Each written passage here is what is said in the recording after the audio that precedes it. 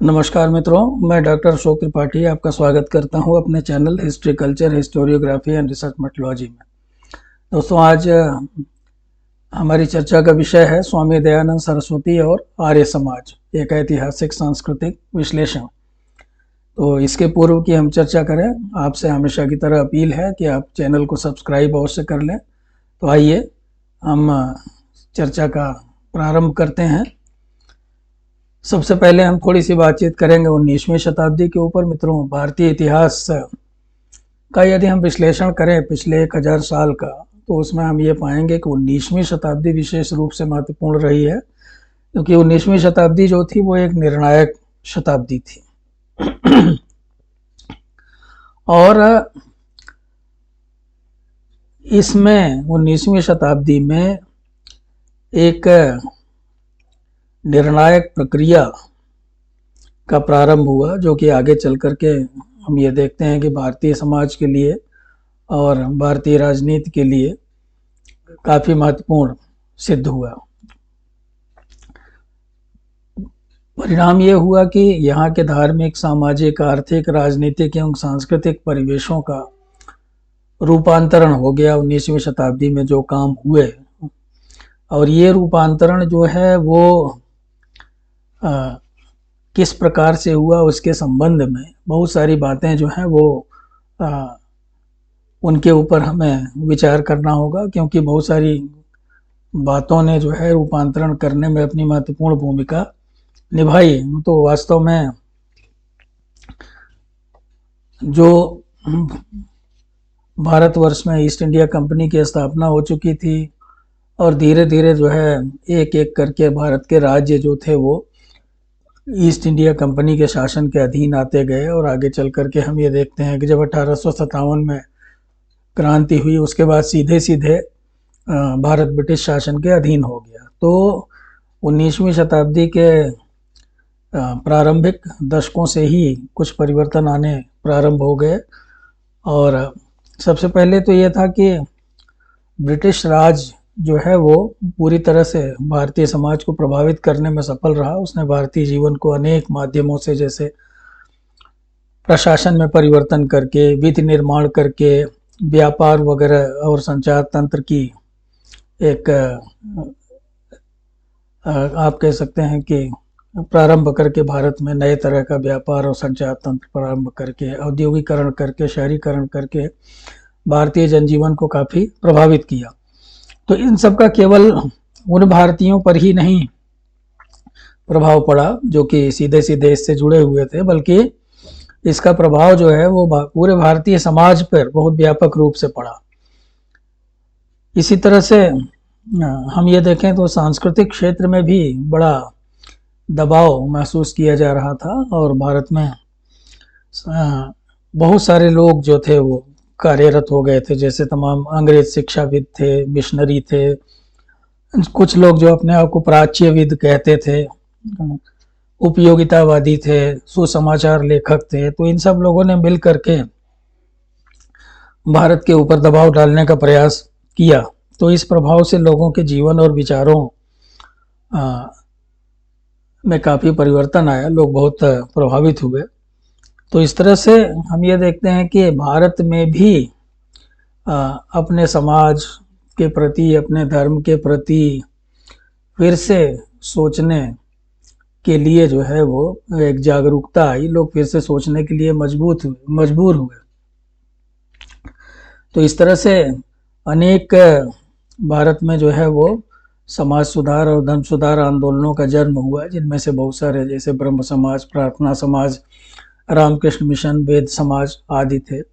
इन्हीं में से आर्य समाज भी जो है वो एक आंदोलन था, जो कि जिसका अभ्युदय उस काल में हुआ। और ये आर्य समाज जो था ये बहुत ही महत्वपूर्ण आंदोलन था भारतीय समाज में, और इसका प्रभाव काफ़ी रहा। और आज भी आर्य समाज को मानने वाले बहुत सारे लोग जो है वो भारत में रहते हैं, और आर्य समाज के सिद्धांतों का वो पालन करते हैं। तो आइए हम आर्य समाज के ऊपर जो है वो थोड़ी चर्चा करते हैं। सबसे पहले जो है हम बात करते हैं महर्षि दयानंद सरस्वती के बारे में, जो आर्य समाज के संस्थापक थे, तो हम उनके प्रारंभिक जीवन के बारे में थोड़ी बातचीत करते हैं। स्वामी दयानंद सरस्वती संयोग से आज जब मैं वीडियो बना रहा हूं तो आज ही उनका जन्मदिन था। 12 फरवरी को स्वामी दयानंद सरस्वती का जन्म 1824 ईस्वी में गुजरात के मोरबी क्षेत्र में हुआ था, टंकारा नामक ग्राम में। और ये एक सामवेदी ब्राह्मण वंश में उत्पन्न हुए थे। इनके पिता का नाम अंबा शंकर था, जो कि एक धनी व्यक्ति थे और बहुत प्रतिष्ठित व्यक्ति थे और शिव के परम उपासक थे। दयानंद सरस्वती का बचपन का नाम मूल शंकर था और 8 वर्ष की उम्र में इनका यज्ञोपवीत हो गया। और प्रारंभ में संस्कृत की शिक्षा इनको दी गई और धीरे धीरे 14 साल तक होते होते इन्हें वेदों के काफ़ी अंश कंठस्थ हो गए। साथ ही साथ पाणिनि का जो व्याकरण था वो भी कंठस्थ हो गया। तो इस तरह से संस्कृत ग्रंथों का इन्होंने अल्पायु में ही अच्छा अध्ययन कर लिया था। तो 14 वर्ष की आयु में ही जो है वो एक बार अपने पिताजी के साथ कहीं शिवरात्रि के समारोह में गए थे, तो वहाँ पे उन्होंने एक चूहे को शिव की प्रतिमा के ऊपर चढ़ते देखा। तो इस घटना से उनका हृदय जो है मूर्ति पूजा से फिर गया। आप कह सकते हैं कि मूर्ति पूजा में उनकी आस्था नहीं रह गई, क्योंकि उनका ये मानना हो गया कि अगर प्रतिमा जो है स्वयं अपनी रक्षा नहीं कर सकती है तो संसार की रक्षा कैसी करेगी। तो धीरे धीरे वो विरक्त हो गए और विरक्त होके जो है वो घर से भाग निकले। 1860 में मथुरा पहुंचे और वहाँ पर स्वामी विरजानंद को उन्होंने अपना गुरु बनाया और उनसे उन्होंने शिक्षा प्राप्त की। स्वामी विरजानंद के पास जब उनकी शिक्षा पूरी हो गई तो विरजानंद ने उनसे ये कहा कि भारतवर्ष में वेदों का जो अध्ययन है वो धीरे धीरे समाप्त हो गया है। और तो उन्होंने दयानंद सरस्वती से कहा कि जाओ और वेदों को पढ़ाओ, सच्चे शास्त्र को पढ़ाओ और उनके प्रकाश के द्वारा उस अंधकार को दूर करो जिसके कारण दुनिया भर के मिथ्या मतांतरों का जन्म हुआ है। तो इस प्रकार से एक वैदिक पुनरुत्थान का मिशन था उनके सामने। वो फिर से उनको जो है वैदिक युग को वापस लौटाना था। और तो यही एक तरह से अपने गुरु की आज्ञा प्राप्त करके, अब यही एक प्रण लेकर के, आप कह सकते हैं यही एक व्रत लेकर के 1863 ईस्वी में उन्होंने अपने गुरु स्वामी विरजानंद जी से विदा लिया और 12 वर्षों तक उत्तरी भारत में घूम घूम करके वैदिक शिक्षा का प्रचार करते रहे। और बाद में 10 अप्रैल 1875 ईस्वी को कलकत्ता से बम्बई पहुंचे और आर्य समाज की स्थापना उन्होंने की। तो 30 अक्टूबर 1883 को उनका परलोकवास हो गया। तो 1875 से 1883 तक स्वामी जी ने आर्य समाज के सिद्धांतों का घूम घूम करके प्रचार किया। और तो इस तरह से उन्होंने एक बार फिर से वैदिक सभ्यता की ओर लोगों का ध्यान आकृष्ट किया। तो इस तरह से उनके बारे में यह कहा जा सकता है कि he was the greatest revivalist of modern time, यानी कि वो आधुनिक युग के सबसे बड़े पुनरुत्थानवादी थे जिन्होंने कि वेदों का पुनरुत्थान किया। तो मित्रों, आर्य समाज के सिद्धांतों के ऊपर हम थोड़ी चर्चा कर लें। आर्य समाज के सिद्धांत बहुत ही सरल हैं। उनके अनुसार जो है वेद ही ज्ञान का स्रोत है और मूर्ति पूजा में आर्य समाजी विश्वास नहीं रखते हैं, वो उसका विरोध करते हैं। जैसे मैंने भी प्रारंभ में कहा कि आर्य समाज के संस्थापक स्वामी दयानंद सरस्वती को बचपन में ही मूर्ति पूजा से विरक्ति हो गई थी। ईश्वर के सच्चिदानंद स्वरूप में उनका विश्वास था। उनका ये मानना था कि इसका ईश्वर का कोई आकार नहीं है, वह न्यायकारी और दयावान है, वह विद्या से उत्पन्न होने वाले सभी पदार्थों का मूल है। और उनका ये मानना था कि अविद्या जो है वही सभी कष्टों का कारण है, तो इसलिए अविद्या का नाश करके विद्या में वृद्धि करनी चाहिए। परमेश्वर और जीव का जो संबंध है वो व्याप्य, व्यापक, उपास्य, उपासक और पिता पुत्र आदि जैसे संबंधों से युक्त माना गया है। और इसके अलावा स्वामी दयानंद सरस्वती जो थे वो व्यक्तिगत हित में विश्वास नहीं रखते थे, बल्कि सामूहिक हित में उनका विश्वास था। सबके साथ प्रीतिकर व्यवहार करना चाहिए और धर्मानुसार और यथा योग्य व्यवहार करना चाहिए। सामाजिक समानता में विश्वास रखते थे। वो छुआछूत, जातिवाद इत्यादि का उन्होंने खंडन किया और उनका कहना था कि संसार का उपकार करना ही जो है वो आर्य समाज का मुख्य उद्देश्य है। तो इस तरह से हम ये देखते हैं कि जो आर्य समाज के जो सिद्धांत थे वो बहुत ही सरल थे, बहुत ही अनुकरणीय थे। मित्रों, हम बातचीत करेंगे थोड़ा और उनके सिद्धांतों के ऊपर, आर्य समाज के। अब जैसे एक शुद्धि आंदोलन की चर्चा होती है, स्वामी दयानंद सरस्वती ने ईसाई और इस्लाम धर्मों के विरुद्ध एक आक्रामक नीति अपनाई, ऐसा भी कहा जाता है। उन्होंने अपने ग्रंथ सत्यार्थ प्रकाश में बहुत ही तार्किक ढंग से इस्लाम और ईसाई धर्म के ऊपर प्रहार किया और उन्होंने जो है उनके सिद्धांतों की आलोचना की, उसका खंडन किया और बहुत ही तार्किक ढंग से खंडन किया। तो शुद्धि आंदोलन का जहाँ तक सवाल है, तो ईसाई धर्म प्रचारक हिंदुओं का धर्म परिवर्तन कर रहे थे। अंग्रेजी शिक्षा और व्यक्तिगत स्वार्थों के कारण काफ़ी संख्या में बहुत सारे हिंदू जो थे वो ईसाई बनते जा रहे थे। खास करके जो समाज का निम्न वर्ग था, दलित वर्ग था, उन लोगों को बहका करके, फुसला करके ईसाई बनाया जा रहा था। इस्लाम धर्म की जो संस्थाएं थीं वो पहले ही मध्यकाल से ही हिंदुओं को इस्लाम धर्म में दीक्षित करने का प्रयास कर रही थी। तो इसलिए जो है शुद्धि आंदोलन आर्य समाज के द्वारा प्रारंभ किया गया, जिसका मुख्य उद्देश्य था कि दूसरे धर्मावलंबियों को हिंदू धर्म में सम्मिलित किया जाए। दूसरी बात यह थी कि किसी परिस्थितिवश जिन हिंदुओं ने दूसरा धर्म किसी मजबूरी में आकर के या किसी के बहकावे में आकर के दूसरा धर्म स्वीकार कर लिया हो, तो उन्हें पुनः हिंदू बनाया जाए। इसी तरह से दलित वर्ग का जो सामाजिक स्तर है उसे ऊपर उठाया जाए, जिससे कि वो हिंदू धर्म में सम्मानपूर्वक अपना जीवन व्यतीत कर सकें।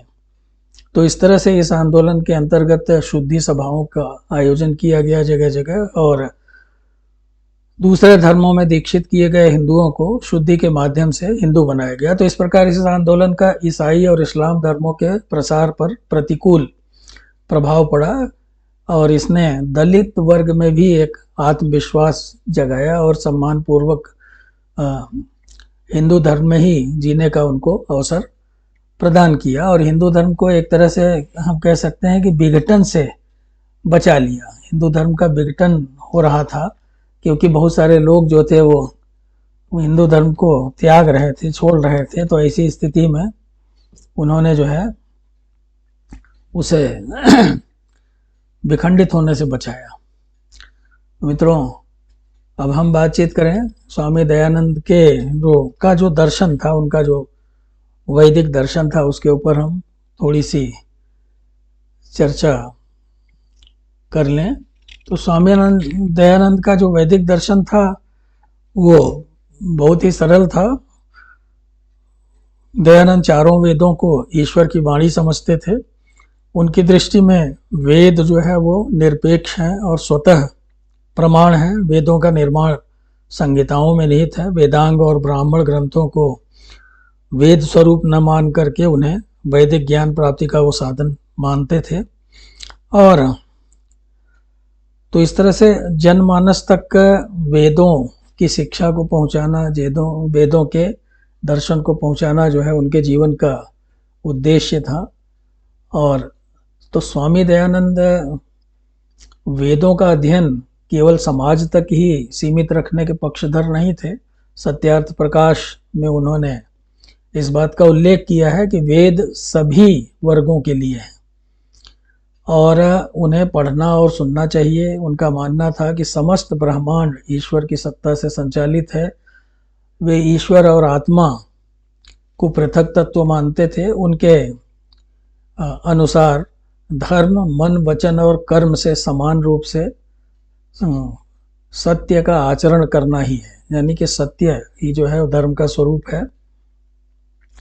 और मानव जीवन को सफल बनाने के लिए जो हमारे यहाँ 16 संस्कारों का प्रावधान है, तो उन 16 संस्कारों को आवश्यक मानते थे।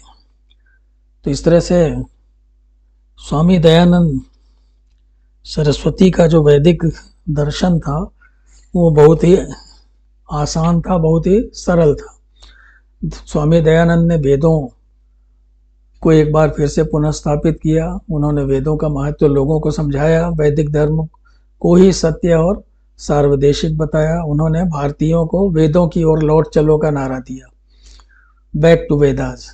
ईसाइयत और इस्लाम से रक्षा केवल वेदों के माध्यम से हो सकती थी, ऐसा उनका मानना था। वेदों को न केवल मूल ग्रंथ और सर्वश्रेष्ठ ग्रंथ बताया उन्होंने, बल्कि उन्होंने वेदों को ज्ञान विज्ञान का भंडार बताया। वेद उनके अनुसार वो ईश्वर के प्राचीनतम ज्ञान का जो है वो स्रोत है। स्वामी जी ने एकेश्वरवाद का प्रचार किया और एकेश्वरवाद का प्रचार करके उन्होंने जो है देश में धार्मिक समानता प्रतिष्ठापित करने का प्रयास किया। धार्मिक मत मतांतर भेदभाव को उन्होंने दूर करने का प्रयास किया। जितने तरह के धार्मिक पाखंड होते थे उनको उन्होंने समाप्त करने का मार्ग सुझाया। तो उन्होंने वेदों की भांति एक ईश्वर में आस्था रखना अनिवार्य बताया। उन्होंने कहा कि परमात्मा ही सर्वोपरि है, वही सच्चित आनंद है, वो निराकार है, वो सर्वशक्तिमान है, न्यायप्रिय है, दयालु है। परमात्मा अविकार है, अनादि है, अद्वैत है, सर्वाधार है, सर्वव्यापी है, शाश्वत है, अंतर्यामी है और सृजनहार है। तो उसी प्रकार एक परमात्मा में आस्था रखना भी लोगों का कर्तव्य है। तो इस तरह से स्वामी दयानंद के वैदिक दर्शन को आसानी से समझा जा सकता है। वो बहुत ही सरल और अनुकरणीय था। आइए अब हम बातचीत करें स्वामी जी की राष्ट्रीयता के ऊपर। स्वामी दयानंद सरस्वती जो थे वो निश्चित रूप से एक महान राष्ट्रवादी थे, समाज सुधारक थे और उन्होंने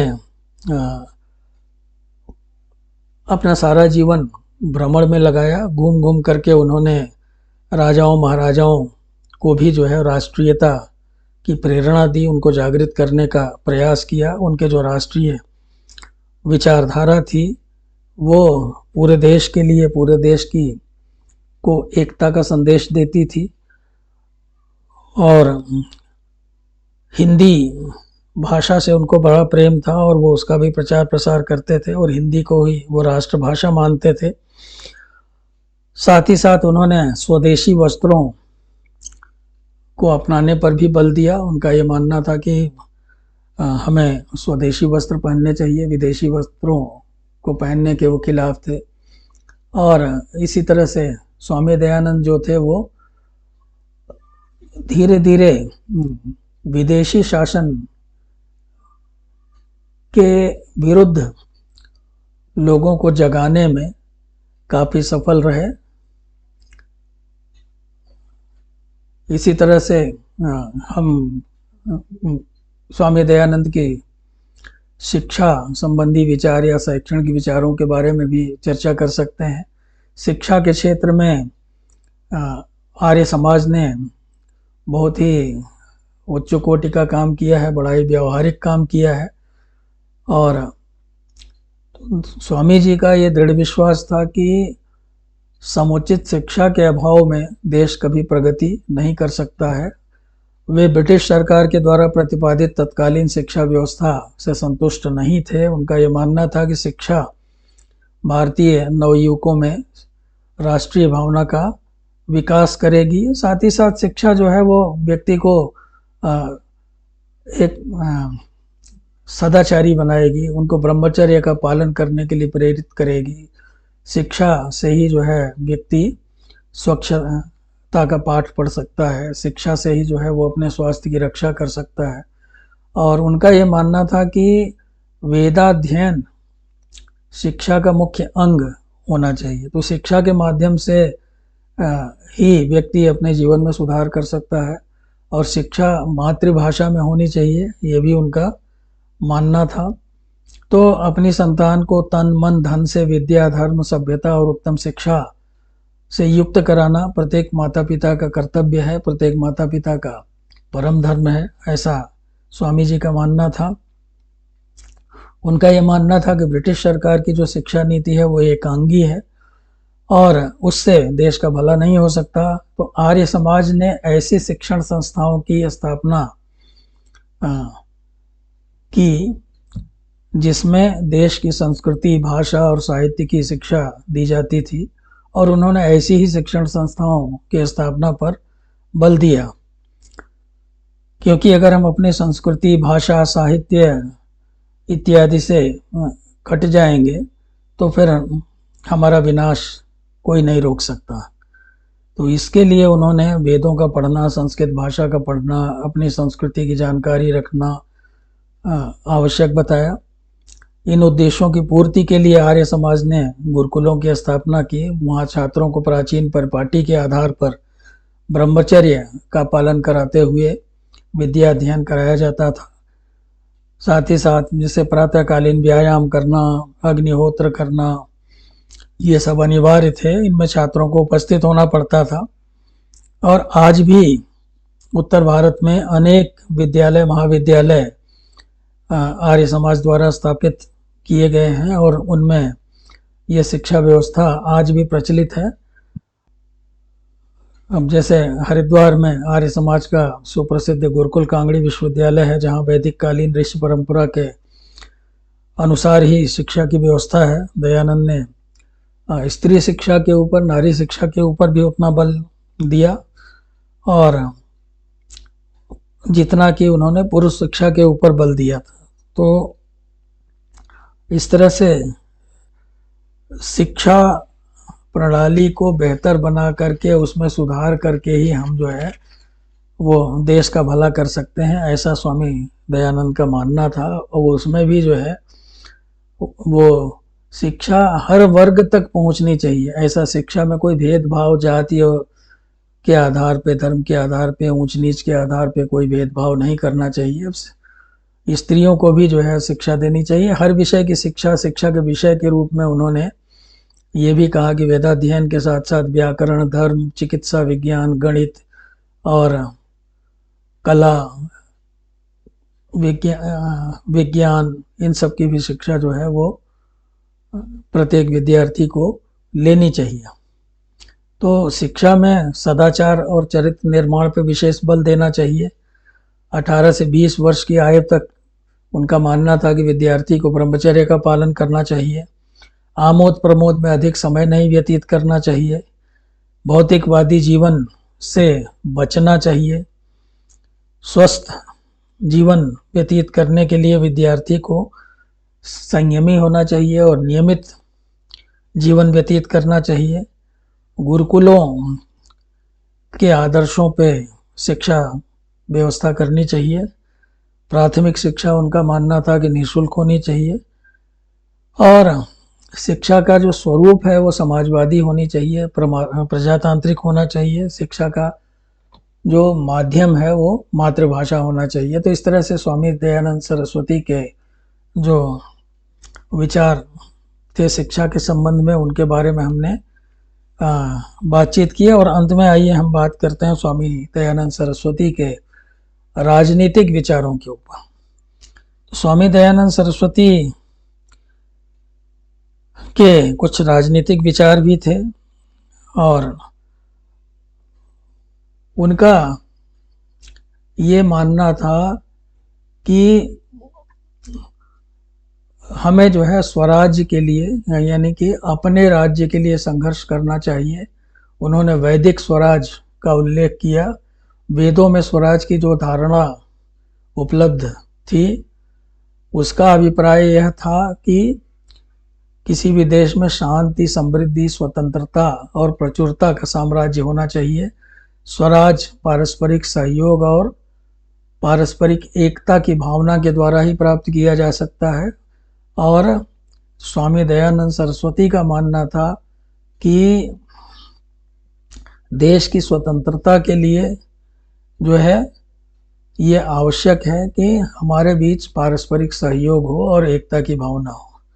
यद्यपि उन्होंने कोई राजनीतिक आंदोलन नहीं किया, लेकिन फिर भी ये कहना पड़ेगा कि उन्होंने स्वराज के सिद्धांत का प्रतिपादन किया और भारत की स्वतंत्रता की नींव रखी उन्होंने। आगे चल करके हम देखते हैं बहुत सारे राजनीतिज्ञों ने स्वराज की बातचीत की, तो उन्होंने देश की जनता के सामने एक ऐसा आदर्श प्रस्तुत किया जो आगे चल करके हमारे लिए बहुत महत्वपूर्ण सिद्ध हुआ। स्वामी दयानंद जो थे वो उन्होंने हमेशा जो तानाशाही या जिसे अधिनायकवाद का विरोध किया और सीमित राजतंत्र का उन्होंने समर्थन किया था, जिसमें उनका ये कहना था कि राजा को नियमों के अंतर्गत रह करके प्रजा के निमित्त सभाओं की सहायता से शासन करना था। जैसा कि वेदों में उल्लेखित है, चाणक्य की तरह से उनका भी यही कहना था कि दुराचारी राजा का राज्य जो है वो नष्ट हो जाता है। सरकार के गठन के लिए दयानंद ने 3 सभाओं को आवश्यक बताया, जैसे आर्य राज सभा, आर्य विद्या सभा और आर्य धर्म सभा। आर्य राज्य सभा का अर्थ यह था कि जिससे राज्य के कार्य सिद्ध किए जाएं, और आर्य विद्या सभा से उनका प्रयोजन उस सभा से था कि जो राज्य के समस्त लोगों में शिक्षा या विद्या का प्रसार करे। इसी तरह से धर्म सभा से उनका अर्थ यह था कि अधर्म का विनाश करके धर्म की स्थापना की जाए। तो स्वामी दयानंद सरस्वती जो थे वो गांवों के विकास पे बहुत ज़्यादा जोर देते थे। जैसे महात्मा गांधी ने अपने समय में ग्रामीण विकास पे काफ़ी जोर दिया, तो इसी तरह से स्वामी दयानंद सरस्वती जो थे वो ये कहते थे कि जिस तरह से मनुस्मृति में उल्लेख है, तो उसके आधार पर गांवों में देश को एक विकास का काम करना चाहिए। और गांव, क्योंकि गांव जो है वो सबसे महत्वपूर्ण इकाई होते हैं किसी भी राज्य की, तो इसलिए शासन को उनका पूरा ध्यान रखना चाहिए। तो इस तरह से मित्रों हम ये देखते हैं कि स्वामी दयानंद सरस्वती जो थे उनका कुछ धार्मिक विचार भी थे। अरविंदो घोष की बात करें हम, तो अरविंदो घोष जो थे उन्होंने स्वामी दयानंद के राजनीतिक विचारों का बहुत ही विलक्षण वर्णन किया है। उन्होंने लिखा है कि भारतीय पुनर्जागरण के शीर्ष पर स्थित भावी पीढ़ियों के नेत्र को दिखाई देने वाले उल्लेखनीय महापुरुषों की श्रेणी में एक ऐसा महापुरुष दिखाई देता है जो अपनी निजी एकांत और विशिष्ट विलक्षणता से युक्त है, जो अपने प्रकार में विलक्षण है तथा कार्य में भी विलक्षण है। अरविंदो घोष का कहना था कि स्वामी दयानंद ने मेरे मस्तिष्क पर ऐसी छाप लगाई है जिसका मैं वर्णन नहीं कर सकता शब्दों में। तो इस तरह से मित्रों दयानंद जी का जो मुख्य लक्ष्य था वो राजनीतिक स्वतंत्रता प्राप्त करना था। अगर उनके राजनीतिक विचारों की बात करें, वास्तव में वो पहले व्यक्ति थे जिन्होंने स्वराज्य शब्द का प्रयोग किया था। वो प्रथम व्यक्ति थे जिन्होंने विदेशी वस्तुओं के बहिष्कार की उद्घोषणा की थी, जिन्होंने स्वदेशी पर बल दिया था। वे पहले व्यक्ति थे जिन्होंने हिंदी को राष्ट्रभाषा के रूप में स्वीकार किया था। तो इस तरह से उनके राजनीतिक विचारों को हम समझ सकते हैं। तो मित्रों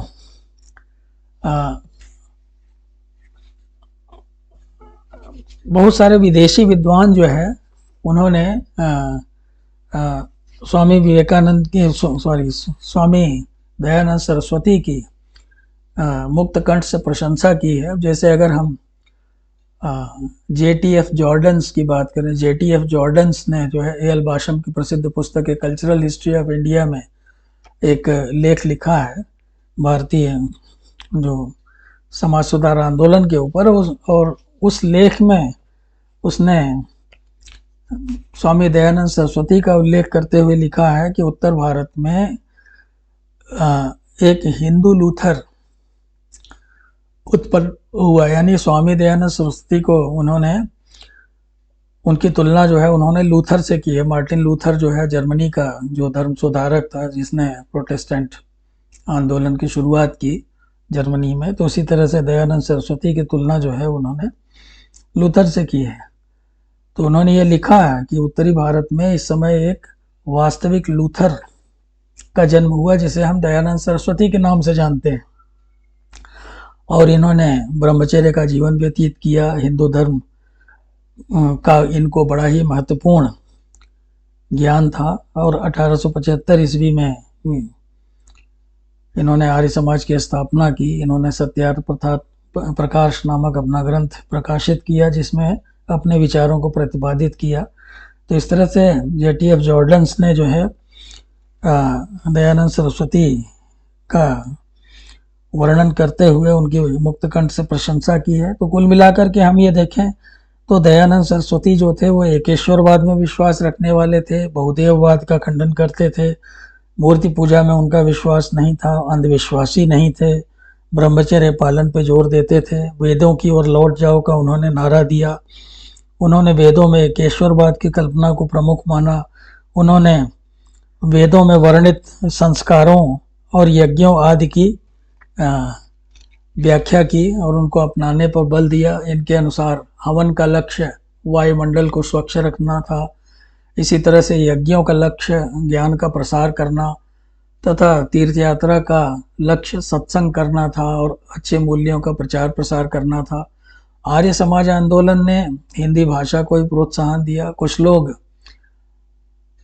आर्य समाज पर सांप्रदायिकता का आरोप लगाते हैं, और क्योंकि उनका ये मानना है कि आर्य समाज जो है वो केवल हिंदुओं से अपील करता था और लोगों को केवल हिंदू धर्म स्वीकार करने के लिए कहता था, वैदिक धर्म स्वीकार करने के लिए कहता था। लेकिन ये बात उचित नहीं है, ये बात जो है वो बेमानी है। हिंदुओं का वैदिक वैभव से प्रेरणा प्राप्त करना किसी भी वर्ग के विरुद्ध नहीं था कभी भी, इसलिए इसे सांप्रदायिक कहना उचित नहीं है। तो मित्रों, संक्षेप में आर्य समाज के बारे में हमने आपको बताने का प्रयास किया, काफ़ी कुछ जो है। तो उम्मीद है कि आपको जो है ये वीडियो पसंद आया होगा, और अगर ये वीडियो आपको पसंद आया हो तो आप मेरे चैनल को सब्सक्राइब अवश्य करें, अपने दोस्तों के साथ वीडियो को शेयर करें, और साथ ही साथ आप जो है वो अपने कमेंट्स अवश्य लिखें। बहुत बहुत धन्यवाद। नमस्कार।